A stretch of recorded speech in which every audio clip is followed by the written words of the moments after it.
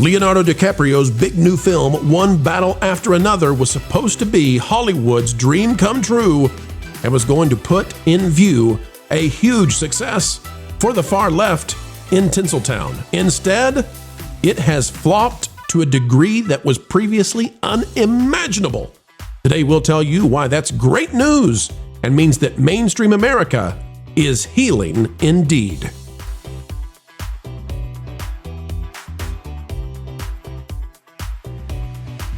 Hello, folks, and welcome back. It's time to get those drive-by journalists the headlines they need, often 2 or 3 days before they ever get the compunction to start writing. Folks, you've arrived at the junction of truth and empathy. It's the Pro Channel, and we're going to dive into a box office failure. Poor Leo, poor Leonardo DiCaprio. Folks, click the like button. Let's dive in. We'll tell you why this is much, much bigger than just a singular flop of a film. All right, ladies and gentlemen, let's take a look at this. It is out of That Park Place. And this is a very fascinating thing because at the same time that we have watched the political winds shifting and moving and twisting and turning over the last 2 weeks, the Hollywood elites brought out their favorite kind of meat for the masses. And too bad they fell on their butts. All right, here's what it says out of thatparkplace.com. Leonardo DiCaprio's, we can't say that word here on YouTube, movie, One Battle After Another, flops at the box office despite Hollywood media spin. This is by Marvin Montanaro. And look at that woman. Look at that woman. That is impressive to place that thing upon your pregnant belly. I had pulled a ton of Leonardo DiCaprio images that I thought would work for the main image. I was like, no, I think this image really sells it. That's the movie. That is the Hollywood dream right there, I tell you. Okay. It says Leonardo DiCaprio is used to being called a box office sure thing. His name, combined with director Paul Thomas Anderson, was supposed to deliver a prestige box office hit with One Battle After Another. Instead, the film has stumbled out of the gate with an opening that exposes just how desperate the Hollywood media can be. The numbers don't lie, even if the press is trying to massage them. So, Marvin, let me get this straight. They're trying to make this seem like a real win? Oh, yeah. Solid opening. New York Times praised it. LA Times praised it. Variety was trying to call it solid, or they're like, oh, well, it was the biggest opening in this director's history. I'm like, yeah, but the movie, you have $200 million of spend. You probably need $300 million to break even on this thing. And you made $22 million domestically and 48.5 worldwide in your first weekend. You're done. Interesting. I need to push back too, because the public numbers being released for this budget say 130 to 140, and I've heard now multiple times 175 worth of budget. I would believe it. And that's not counting the promotion, which, and they only rumored to have gotten $8 million in credit back on this film for their tax credits. So this thing is underwater, and it's not going to emerge from said water. This thing is done. Let's talk about cultural importance. Marvin, what is this movie? Why was it so important to the Hollywood left? Like, what is it that they're trying to defend here? This movie is basically the word that we're not allowed to say on YouTube. How about this? It is anti-FA. Yes, it is anti-FA. Okay. Basically glorifying that kind of organization. Pushing back against right wingers, the police, things like that. It's in line with the same beliefs of the guy who did the thing at the National Tragedy 2 weeks ago. Yes. Okay. And it is, worst timing ever to release this film, but it glorifies it and romanticizes it. And the reason I put the term in quotes there is because I didn't see the movie myself, but a lot of people in the industry are saying it, including our friends over at Hollywood and Toto.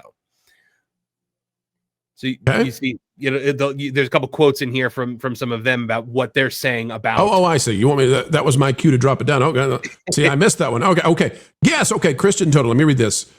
Christian Toto, who is on the show about every other week over at Hollywood and Toto. Folks, go subscribe to Hollywood and Toto and make sure that you bookmark the website. He argues the film casts an anti-FA style group as its heroes.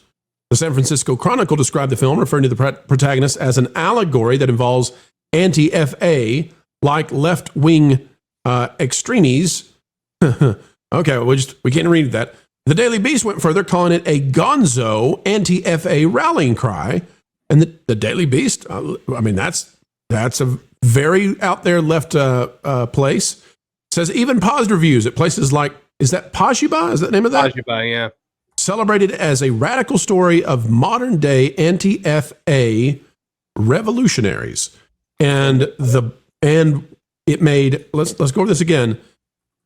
It made less than 50 million in its worldwide opening. Yes. Probably needs at least 300 million to break even. It's a colossal failure. It's a flop for Leo. And don't you know it? It turns out Hollywood is producing slop that the mainstream, internationally and domestically, are not interested in. About 22 million domestically as well. So it really failed on the home front. Well, very interesting. Very interesting. Now, we've got people asking, we've got Cliff out there asking, can we not say that word? The reason we don't say the word is because the minute we say that word, we get an algorithmic change, we believe. And so we're kind of careful with that kind of stuff. We know about the megaphone, and we try to play with it the right way. Jonas, your thoughts on Hollywood releasing this thing 2 weeks after a national tragedy in which anti-FA kind of statements were written on casings? Shouldn't they have delayed this? I don't know enough about this film to really make a good comment on it.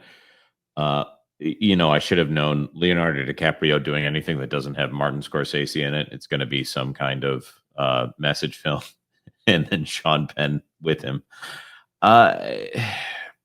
Yes, they shouldn't have released this film. I'm not making a censorship message when I say that this is the kind of thing that they shouldn't do. I'm making a good business case that they should not release a film like this.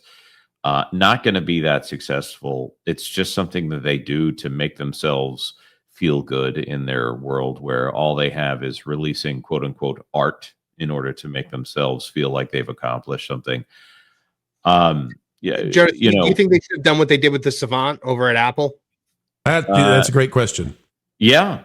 Or maybe release it to a streaming service that no one would watch. They should put this on Disney Plus. Apple TV. A little joke there.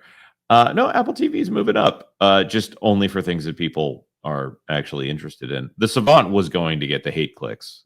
So this to me is just a waste of time. I hope they feel really good about themselves because that's about all they're going to get for something like this. Well, here's what I'm thinking about. There's one thing we could do is cover this from the standpoint of it's a financial flop. And that's a plenty good story for us to talk about. But I think something else to discuss is, guys, I don't think there's a market for this. I think this is yet another piece of evidence that support for that kind of thing, support for the kind of people who like, anti-FA, I think it's such a tiny concentrated bubble on the coasts. Like, unless you're in Portland or Seattle or a few places in California, maybe some boroughs in New York, the mainstream media, the mainstream American audience and the international audience have no interest in this stuff. It actually kind of disgusts them. So culture, I take some optimism out of this. I'm not here to hammer Hollywood on this one. I'm here to say, you know what? Isn't it wonderful that they released a movie that kind of celebrates what has been labeled the T word by our federal government now? They release a movie that celebrates that kind of thing, and they just lose badly. Americans and international audiences said no.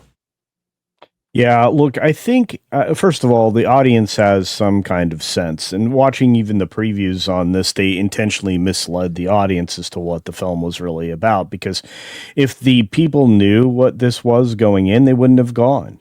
When the trades are looking at things, through a political lens, they oftentimes try to, explain why it succeeded somewhere where it didn't elsewhere. As you pointed out, there's a lot of blue along the coasts.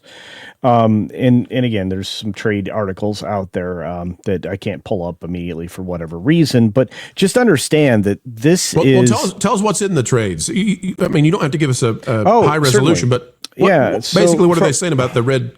Is it red state versus blue state, or is it county versus county? It's red counties versus blue counties. And to surprise no one, this did not succeed or do well in red counties. 27% was on the red counties side of the equation. On the blue counties, it was in the 70s. What does that tell you? So 73% of the box office for this movie came from blue counties. That is counties that voted Democrat in the last presidential election. Okay. Go ahead. So I was just going to add, Christian Toto's had the best headline for his review of this movie. It was one battle after another, masterfully crafted, morally repugnant. Well, I mean, it's Paul Thomas Anderson, so it would have been well built. But again, I mean, they're deifying or elevating, glorifying a far leftist revolutionary group called French 17. Now, mind you, there's other opposing factions out there, and people had tried to walk away from this at one point in time, and all of the other stuff that goes along with it. And this, to me, is a frustrating picture. And I'm not going to get into why, but this is the image I used for my thumbnail. I cleaned it up, made it look better, but I just have to say that there is strong sentiment on the left side that deciding that violence is okay if you don't agree with your opponent is the way to go, to the tune of like 30% of the people on the left side of the aisle. They're also finding a lot of situations where even Axios had to admit that we're politically divided, and the divide is who is violent, 3% on the right to 30% on the extreme left. We are not the same. We're far away from crazy. There's always crazies. Well, the classical liberals are called far right now. Which is a shame. Yeah. Bill Clinton would be kicked out. 90s Bill Clinton would never make it. Yeah, because Western Lensman recently showed a clip of Bill talking about the fact that illegal immigrants don't belong in the United States, and we were, building very hard during his era to try to prevent that from happening. Hillary Clinton, more recently, Western Lensman found a clip that shows her talking about the fact that illegal immigrants should not be allowed to have any American health care, and the government certainly shouldn't subsidize it. So it's like the left decided at some point they were going cuckoo bonkers. I don't know what happened. I saw a video recently speaking to that point. Is the guy gave these college students a quote about immigration from Trump, and was like, "What do you think about that?" And they're like, "Oh, it's racist, it's terrible, it's heinous." He goes, "Okay, that was actually not President Trump. That was Barack Obama." Right. Well, that's how far we've gone.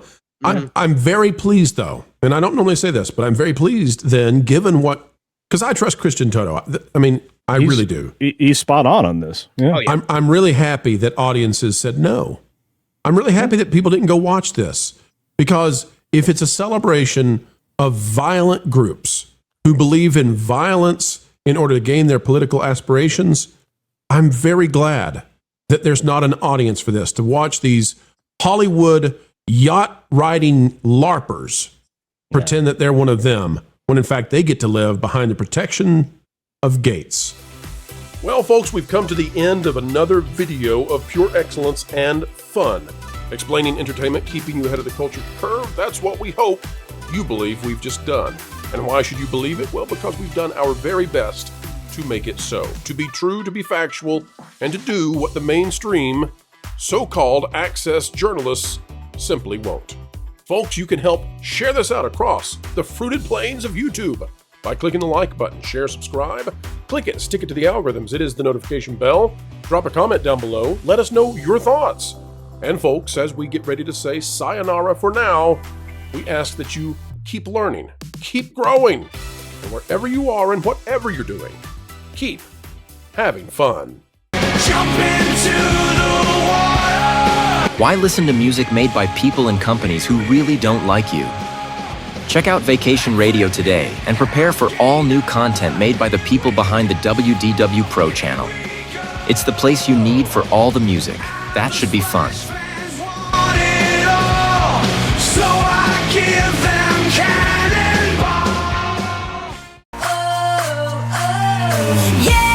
Hundreds of songs, every genre you can imagine. Listen live on YouTube and enjoy a set list that's always sunny. It's Vacation Radio.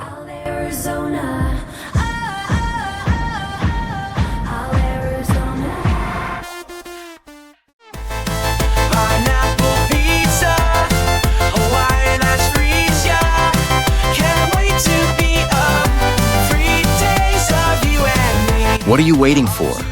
Every WDW Pro video has a link to Vacation Radio in the video description. Try it out and subscribe today.